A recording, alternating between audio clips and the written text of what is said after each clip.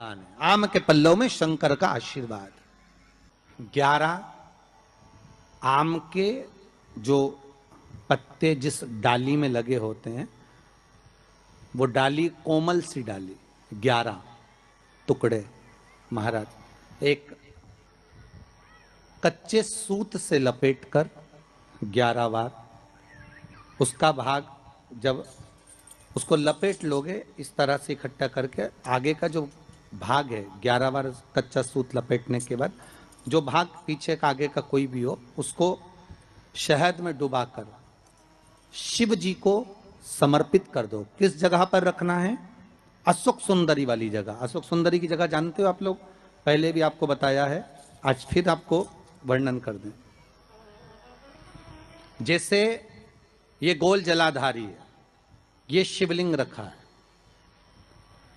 ये 2 जहां से पानी बह रहा है बाबा के चरणारविंद, राइट में श्री गणेश जी का स्थान, लेफ्ट में कार्तिकेय का स्थान, बीच में अशोक सुंदरी की जगह। शंकर भगवान की 6 लड़कियां हैं।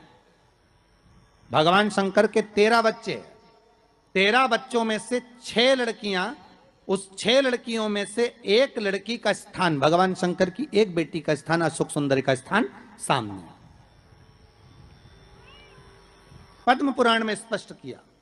ये स्थान अशोक सुंदरी का। शंकर भगवान की जलाधारी में पार्वती जी का हस्तकमल, ऊपर से जो एक एक बूंद पानी गिरता है, ये शंकर भगवान की 5 लड़कियों का स्थान है। जया, विषहरा, सामरीबारी, दौतली और देव। शंकर भगवान की 5 लड़कियां भगवान शंकर के मस्तक पे जल की धार गिरा रही हैं। बीच में जो अशोक सुंदरी का स्थान है महाराज, उस जगह पर शहद का मुख, जो शहद आपने भिंगोया है, उस शहद का मुख शंकर जी की ओर कर कर इसी चैत्र के महीने में, इन्हीं नवरात्रि में शंकर भगवान के उस अशोक सुंदरी की जगह पर शहद का भाग शिव जी की ओर रख दें। महाराज अगर घर में संपदा की कमी हो या कोई पैसा खा गया हो, रुपया नहीं दे रहा हो, पैसा अटक गया हो, तो उस शहद को शिव जी की ओर मुख कर कर उस आम के पल्लव की जो डंडी है उसको 11 डंडी को वहां रख दीजिए और उससे अपनी कामना कर कर आ जाइए। हो सके उस शहद में से थोड़ा सा शहद किसी रुमाल पर, किसी कपड़े में लगाकर उसको रख लीजिए। जिस व्यक्ति से पैसे लेना है, जिस व्यक्ति से पैसे मांग रहे हो, उससे एक बार जाकर मिल लीजिए, एक बार उसको खबर कर दीजिए। बाबा चाहेगा भोलेनाथ तो नवरात्रि में ही पैसा वापिस आ जाएगा, अगर शिव कृपा कर दे। ये बाबा की करुणा। आम का पल्लव कोई साधारण नहीं जिसको कलश के ऊपर रखा जाता है, शिव की कृपा। जिस आम के पेड़ पर स्वयं कामदेव चढ़कर भगवान शंकर के तीसरे नेत्र द्वारा जलकर भस्म हो जाते हैं, वो आम का पेड़ साधारण नहीं हो सकता।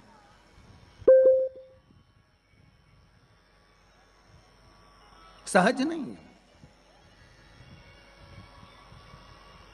और वैसे भी शिव शिव है। घर में ज्यादा रोग हो, बीमारी हो, ज्यादा तकलीफें आ रही हो, कष्ट बढ़ रहा हो, बीमारियां बढ़ रही हो, या भय लग रहा हो, डर लग रहा हो, हृदय चित्त में कहीं ना कहीं आपको भय का भान हो रहा हो, तो 1 लोटा पानी एक कलश में जल भर कर रख लीजिए और रात भर उसको रखे रहने दो। नवरात्रि चल रहा है, उस कलश को रात भर रखकर सुबह सुबह उस कलश में एक बेलपत्र डालकर उस जल को नीम के पेड़ के नीचे, जहां चैत्री नवरात्रि में नीम के पेड़ के नीचे सारी विद्याएं, आद्य शक्तियां, सारी देवी उस नीम के पेड़ के नीचे विराजमान रहती हैं। उस कलश में एक बेलपत्र डालकर रात भर रखकर उस जल को पूरे घर में घुमाकर उस नीम के पेड़ के नीचे समर्पित कर दीजिए। महाराज घर में भय लगना बंद हो जाएगा, कोई बड़ी बीमारी आपको घेरेगी नहीं और उस बीमारी से, उस रोग से आप मुक्त रहेंगे।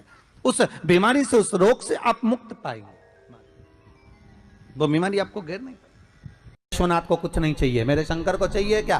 अगर आपके जीवन में ऐसा लगे कि बहुत बड़ी बीमारी आ गई और आपके घर का व्यक्ति वेंटिलेटर पर पड़ा हुआ है, तो शमी के वृक्ष के फूल ले आओ 7, और शमी के वृक्ष के 7 फूल लाकर एक एक फूल शंकर भगवान को श्री शिवाय नमस्तुभ्यम कहकर उस व्यक्ति के लिए जो पड़ा हुआ है, अंतिम सांसें गिन रहा है, जिसको अटैक आ गया, अंतिम सांसों में जो गिन रहा है, उसके नाम से भगवान शंकर पर चढ़ाना प्रारंभ कर दो। मात्र 7 पुष्प, उस शमी के वृक्ष के 7 पुत्र, 7 पुष्प आप शिव को समर्पित करिए, उसका नाम और गोत्र बोलकर, और भगवान शंकर का मूल मंत्र श्री शिवाय जम के बोलिए, श्री शिवाय नमस्तुभ्यम बोलकर एक एक शमी का फूल शंकर पर चढ़ाना प्रारंभ कर दो। फिर आगे वो विश्वनाथ की मर्जी है, वो प्राण कैसे लेकर वापस आता है, उस काल से छुड़ाकर महाकाल कैसे लाता है, ये वो जाने। आपका फर्ज केवल आप अदा करिए। जब अंत में डॉक्टर भी हार जाते हैं, जब अंत में डॉक्टर भी कह देते हैं कि अब हमारे बस का नहीं है, अब तो उस परमात्मा के हाथ में, मतलब डॉक्टर को भी मालूम है कि एक और डॉक्टर बैठा हुआ है, एक डॉक्टर और है, वो बस वो थोड़ा सा दूर तो रहता है पर करीब भी बहुत है। कई लोग कहते हैं गुरुजी वो कैलाश पर रहता है बहुत, तो उनको बुलाएंगे तो आएंगे। हमने कहा कैलाश पर तो रहता ही नहीं है, जहाँ भक्त है वहाँ भगवान, वो दूर तो रहता ही नहीं। आप तो बस केवल उसको बुलाने का प्रयास करिए, आप दिल से बस उसको हाजिर, वो दिल से बुलाओ तो उसको। इसलिए देवी भागवत में लिखा है कि नवरात्रि में एक दिन, जैसे प्रतिपदा है, पहला दिन है तो एक कन्या का पूजन करो, द्वितीया है तो 2 कन्या का पूजन करो, तृतीया है तो 3 कन्या का पूजन करो, चतुर्थी है तो 4 कन्या का पूजन करो, पंचमी है 5 कन्या का पूजन करो, छठ है 6 कन्या का पूजन करो, सप्तमी है 7 कन्या का पूजन करो, अष्टमी है 8 कन्या का पूजन करो, नवमी है, जम के बोलो, 9 कन्याओं का पूजन करो।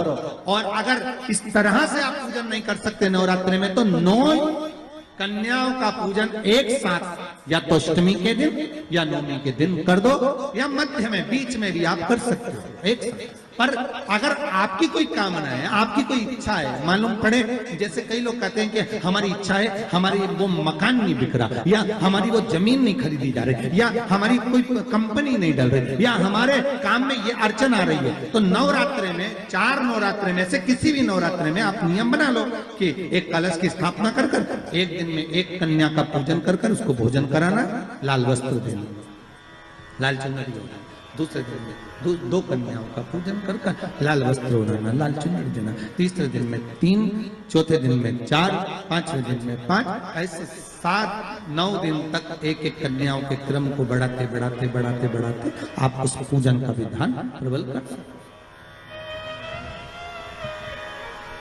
क्या मैं नवरात्रि में अगर मान लो कोई साधना करना हो तो कौन सी साधना करना चाहिए?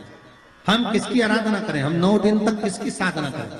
तो अगर बन सके तो देवी भागवत में सबसे सुंदर साधना यही है कि हम एक दिन में एक कन्या के चरण धोकर पूजन कर कर उस कन्या को भोजन कराकर उसका स्मरण करें। हाँ, ये जरूर है, अभी कोरोना महामारी चल रही है तो इस नवरात्रि में भले ना करें, पर आगे की नवरात्रि में जब नवरात्रि अच्छे रहे, कोरोना से मुक्त रहे, तब आप किसी कन्या को एक दिन में 1, 2 दिन में 2, 3 दिन में 3, 4 दिन में 4, 5 दिन में 5, ऐसे नवरात्रि 4 बार जो नवरात्रि आती, किसी भी नवरात्रि में आप स्मरण कर उसका फल मिलेगा।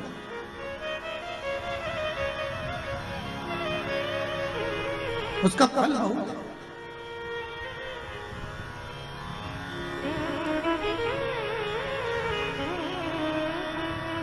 जैसे बेलपत्री का किया गया दान छिन्न नहीं माना गया। किस चीज का दान? जम के बोलिए जरा। बेलपत्री।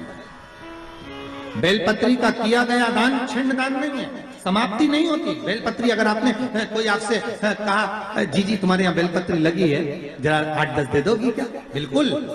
और उससे कहो बेलपत्र तू मत तोड़, हम तोड़ कर देते, और अपने हाथ से बेलपत्र निकाल कर उसको दो दान।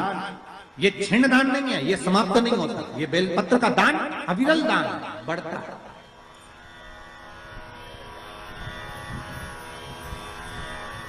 सुख का भान करता है। ये छिन्न होने वाला नहीं। अभी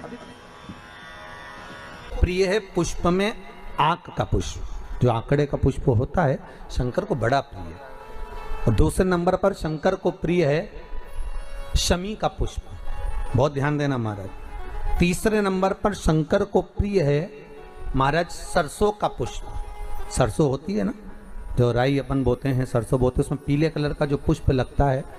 हमारा तो निवेदन रहता है जब तक सरसों आए तो प्रयास करा करो कि सरसों के 108 पुष्प शंकर भगवान पर चढ़ाना प्रारंभ कर दो।